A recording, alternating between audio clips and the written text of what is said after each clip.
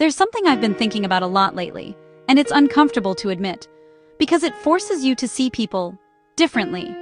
It's about those people who disappear when you need them the most, and then reappear later, like nothing ever happened. No explanation, no acknowledgement, no conversation. Just presence again. And for a long time, I didn't know how to process that. Because part of me would think, maybe it wasn't that serious. Maybe I'm overreacting. Maybe they just didn't realize. But another part of me knew exactly what happened.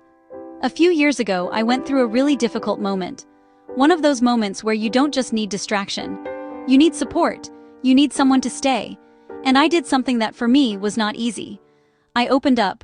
I spoke about what I was going through. I allowed myself to be seen in a way that I usually don't.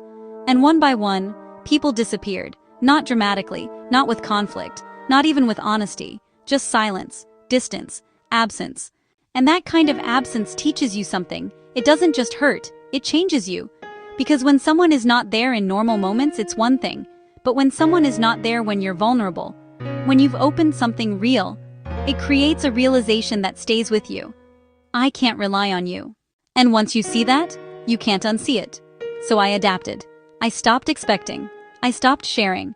I stopped putting myself in a position where I would need someone and be let down. And over time, something else happened. Something quieter, but deeper. I started disconnecting. Not just from those people, from people in general. Because at some point, your mind makes a connection. If this is what happens when I open up, it's safer not to. So you pull back, not dramatically, not visibly, but internally. You become more self-contained, more independent, more closed. And you start telling yourself things like, I don't need anyone. I'm better on my own. I can handle everything myself. And the truth is, you can. That's the confusing part. Because independence works. It protects you. It gives you control. It removes the risk of being let down. And slowly, that starts to feel like safety. Being alone feels safer than being disappointed. Handling things yourself feels safer than relying on someone who might disappear. Not sharing feels safer than opening up and being met with silence. So you build a life where you don't need anyone. And from the outside, that can look like strength. But inside, it's something else. Because even though you feel safer, you also feel disconnected. Not just from people, but from that part of yourself that used to trust, that used to open up, that used to believe that someone might actually stay. And that disconnection slowly changes how you experience relationships. Your connections become colder, more distant, more surface level. Not because you want them to be that way, but because something in you is no longer willing to go deeper without safety. Conversations stay light, interactions stay polite, everything feels contained. And you notice it. You notice how you no longer invest the same way, how you don't open up like before, how you don't expect anything from anyone anymore. And with that, the meaning of friendship starts to change. Before, maybe friendship meant sharing openly, being emotionally present, supporting each other when things were hard. Now, it feels different. Now friendship becomes casual interaction, occasional presence, being there, but not really there. And over time, something even deeper happens. You stop believing in friendships the same way. Not in a dramatic way, not like friendship doesn't exist, but more like, I don't know if this is real anymore.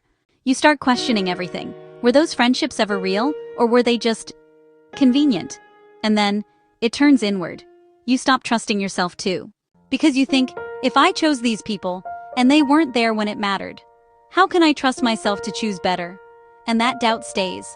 So now it's not just, I don't trust others. It becomes, I don't fully trust my own judgment either. And that changes how you approach people completely. You become more cautious, more distant, more selective, not just because of them, but because of what you believe about yourself. And that creates even more distance. Because now it's not just about protecting yourself from others. It's about protecting yourself from making the same mistake again. And then, those same people come back. Invitations, messages, weddings, as if nothing ever happened. And you look at them.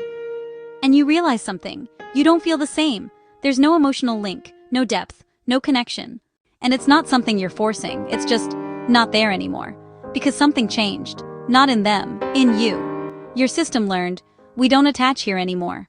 And that learning doesn't just apply to them, it starts applying more broadly. To people in general, you become more distant, more careful, more selective.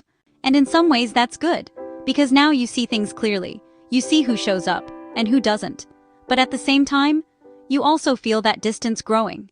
You feel how easy it is now to stay in your own world, to rely only on yourself, to not expect anything from anyone, and that becomes your comfort zone. Being alone feels predictable, safe, controlled, but it also feels quiet. Too quiet sometimes, because deep down, even if you don't admit it, there's still a part of you that remembers what it's like to connect, to be understood, to not feel alone in what you carry, and that part doesn't disappear, it just gets quieter. So now you find yourself in this space where you feel safer alone, but also aware that something is missing. And maybe the answer is not to go back to how things were, not to trust blindly, not to open up to everyone, but also not to close completely. Because the problem was never that you cared. The problem was that you cared in spaces that couldn't hold it. And those are not the same thing. So maybe now, it's not about needing people, and it's not about rejecting them either. It's about choosing. Choosing who you let in, choosing where you invest, choosing who earns access to that part of you, because not everyone will. And that's okay. And maybe trust doesn't come back all at once. Maybe it starts with something smaller. Not trusting everyone, not even fully trusting yourself immediately, but slowly rebuilding that trust, with better awareness, with clearer boundaries, with people who don't disappear when things get real. If you've ever felt this, if you've ever had people disappear when you needed them, and come back like nothing happened, and felt yourself becoming more distant, more independent, more closed, and even questioning your own ability to choose the right people, just know this: you didn't become cold, you didn't stop caring, you adapted, you protected yourself in the only way you knew how, and maybe now, you don't need to undo that, you just need to refine it. Not everyone deserves access, but that doesn't mean no one does, and maybe this is where you start choosing differently.